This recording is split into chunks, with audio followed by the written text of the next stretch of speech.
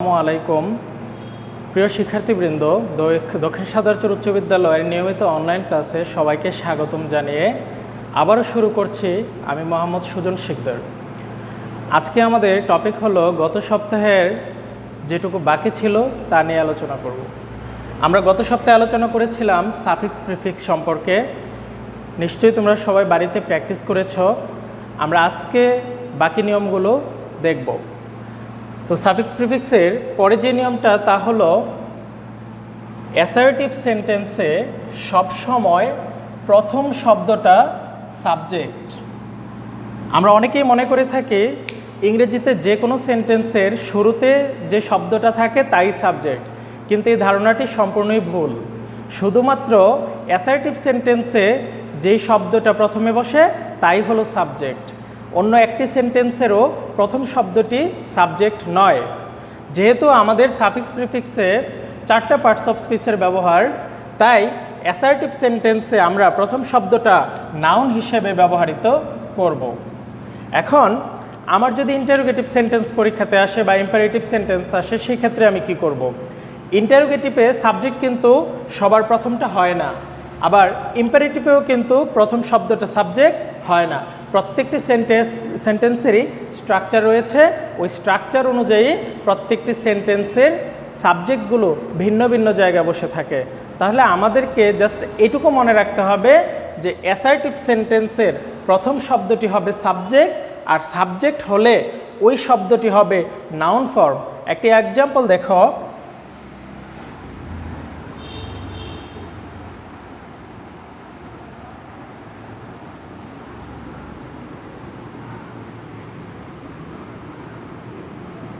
আমরা যদি এই সেন্টেন্সের স্ট্রাকচার দেখি তাহলে দেখব যে এই সেন্টেন্সের শুরুতে যেই শব্দটি দেওয়া আছে প্যাট্রিয়ট, দেশপ্রেমিক, এটি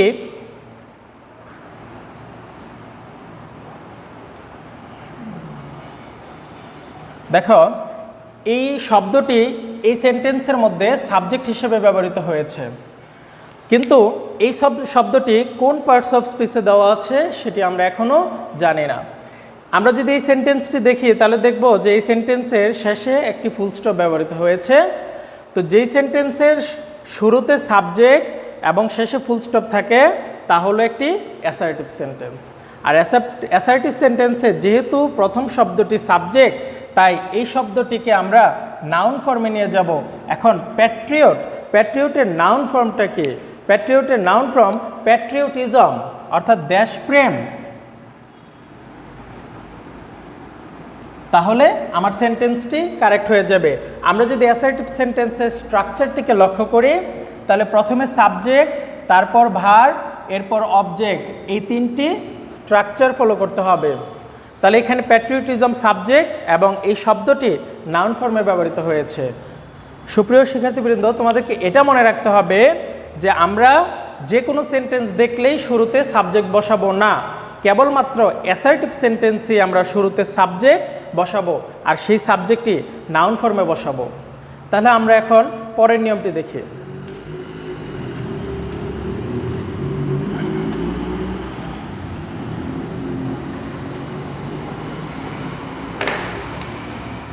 অলওয়েজ অথবা নেভার।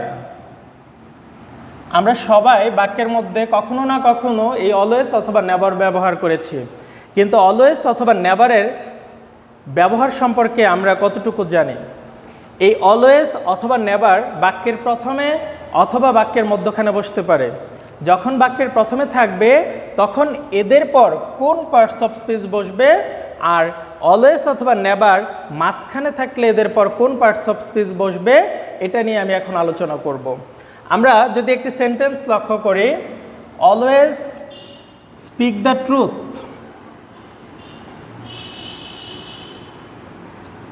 এখন আমরা যদি এই অলওয়েজটাকে দেখি তাহলে দেখব যে অলওয়েজের পরে স্পিক, আর স্পিক শব্দের অর্থ বলা, যা একটি ভার্ব। তাহলে আমরা বলতে পারি যে অলওয়েজ অথবা নেভার যদি কোনো বাক্যের শুরুতে থাকে তাহলে এদের পর ভার্ব ফর্মে বসবে। এখন আমার শব্দটা থাকতে পারে নাউন, থাকতে পারে অ্যাডজেক্টিভ, কিন্তু আমাকে আনসার করতে হবে ভার্ব ফর্মে। এটাই আমার সাফিক্স অথবা প্রিফিক্স। দেন এখন যদি অলওয়েজ অথবা নেভারটা বাক্যের মাঝখানে থাকে তাহলে কি করব? যেমন হি ইজ অলওয়েজ বিজি, সে সর্বদাই ব্যস্ত। এখন আমি যদি অলওয়েজটাকে দেখি তাহলে অলওয়েজটি বাক্যের মধ্যখানে, আর এরপরে আমরা কোন পার্টস অফ স্পিচ ব্যবহার করলাম? দেখো, বিজি, বিজি শব্দের অর্থ ব্যস্ত, ব্যস্ত, তাহলে এটা তার অবস্থান বোঝাচ্ছে। আর দোষ, গুণ, অবস্থা, পরিমাণ, সংখ্যা ইত্যাদি হলো অ্যাডজেক্টিভ। তাহলে আমরা কি শিখলাম? যে অলওয়েজ অথবা নেভার বাক্যের শুরুতে থাকলে এদের পর ভার্ব বসাতে হবে, এবং অলওয়েজ অথবা নেভার বাক্যের মাঝখানে থাকলে এদের পর অ্যাডজেক্টিভ ফর্ম বসাতে হবে। এটা হলো আমার দ্বিতীয় নিয়ম। এবার আমরা তৃতীয় নিয়ম নিয়ে আলোচনা করব।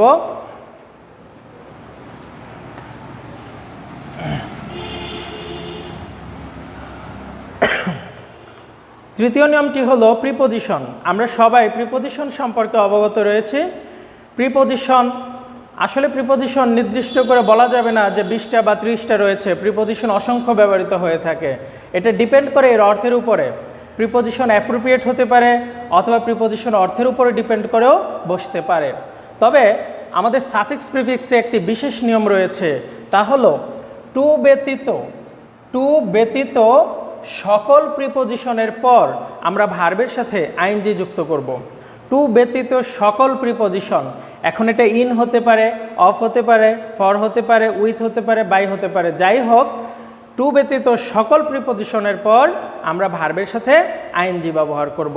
আমাদেরকে এটা দেখতে হবে যে কোনো একটা প্রিপোজিশনের পর যে শব্দটি আমাদের ব্র্যাকেটে দেওয়া থাকবে সেটি ভার্ব কিনা। যদি ভার্ব হয়ে থাকে দেন আমরা শুধু ওই ভার্বের সাথে আইএনজি দিয়ে দিলে আমাদের সাফিক্স হয়ে যাবে। একটা এক্সাম্পল দেখি।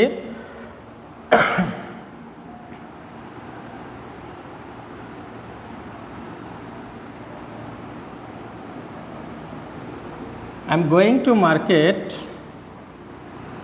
for buy a shirt. কি লিখলাম? I am going to market for, ব্রেকেটে দিলাম বাই এ শার্ট। এখন আমার এই শব্দটিকে সাফিক্স অথবা প্রিফিক্স করতে হবে। আমি প্রথমেই দেখব এর প্রথমে কি শব্দটি রয়েছে। এর প্রথমে রয়েছে ফর, আর ফর হলো একটি প্রিপোজিশন। এখন আমি যদি আমার এই নিয়মটিকে ফলো করি তাহলে দেখব টু ব্যতীত সকল প্রিপোজিশনের পর ভার্বের সাথে আইএনজি বসে। আমাকে দেখতে হবে ব্র্যাকেটের মধ্যে যে শব্দটি দেওয়া আছে সেটি ভার্ব কিনা।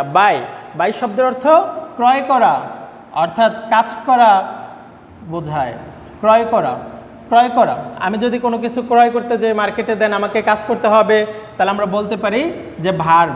বাই হলো একটি ভার্ব, আর ফরের পরে যেহেতু ভার্ব আছে সেহেতু ভার্বের সাথে আমাদেরকে আইএনজি যোগ করে দিতে হবে, তাহলেই আমার উত্তর হয়ে যাবে। নর্মালি আমরা যখন ইংরেজিতে কোনো অ্যাপ্লিকেশন লিখি তখনও কিন্তু আমরা প্রিপোজিশনের পর ভার্বের সাথে আইএনজি ব্যবহার করে থাকি।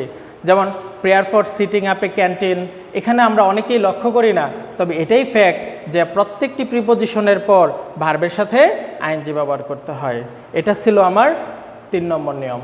এবার আমরা যে নিয়মটি নিয়ে আলোচনা করব এটি সম্পর্কে আমরা অনেকেই অবগত নয়।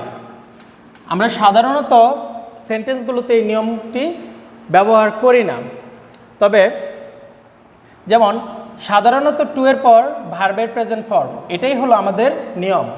কিন্তু কিছু কিছু ক্ষেত্রে টু এর পর আমরা ভার্বের সাথে আইএনজি ব্যবহার করে থাকি। ওইগুলো হলো প্রিপোজিশনাল ফ্রেজ। কি? With a view two, use to.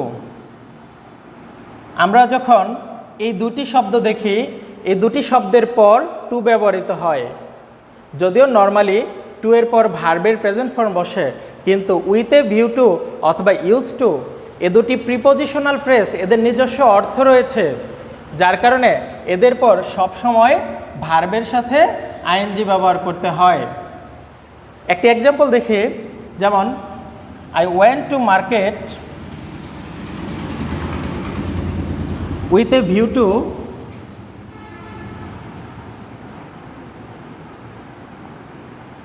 Buy a shirt. দেখো আমি এই সেন্টেন্সটির মধ্যে ঠিক ভার্বের পূর্বে উইথ এ ভিউ টু ব্যবহার করেছি। আমরা অনেকেই এই শব্দটি ভুল করে থাকি, শুধুমাত্র টুকে দেখে আমরা এই ভার্বটাকে প্রেজেন্ট ফর্মে রেখে দেই। তবে আমাদের সম্পূর্ণ সেন্টেন্সটা পড়ে নিতে হবে। প্রত্যেকটা শিক্ষার্থীর উদ্দেশ্যে বলছি, তোমরা সম্পূর্ণ সেন্টেন্সটি পড়ে তারপরে আনসার করবা। দেখো, I went to market with a view two, এই উইথ এ ভিউ টু পাওয়ার পর আমাদেরকে এই নিয়মটি মনে করতে হবে যে উইথ এ ভিউ টু অথবা ইউজ টু এরপর সবসময় ভার্বের সাথে আইএনজি বসে। তাহলে আমাদেরকে এটা কি বসাতে হবে? বাইং। এটার সাথে আমরা আইএনজি যোগ করে দেব, তাহলে আমার উত্তর হয়ে যাবে। প্রিয় শিক্ষার্থীবৃন্দ, আশা করি যে তোমরা সবাই এই নিয়মগুলো বুঝতে পেরেছ। পূর্বের যে নিয়মগুলো ছিল এবং আজকে যে নিয়মগুলো তোমাদেরকে দিয়েছি, সবাই নিয়মগুলো বাড়িতে প্র্যাকটিস করবে। এরপরও কোনো সমস্যা হলে যারা শিক্ষক আছে তাদের সাথে যোগাযোগ করবে, ভিডিওর কমেন্টসে আমাকে বলবে, আমি নেক্সট ক্লাসে এটি সমাধান করার চেষ্টা করব ইনশাল্লাহ। সবাই ভালো থেকো। আল্লাহ হাফেজ। আসসালামু আলাইকুম।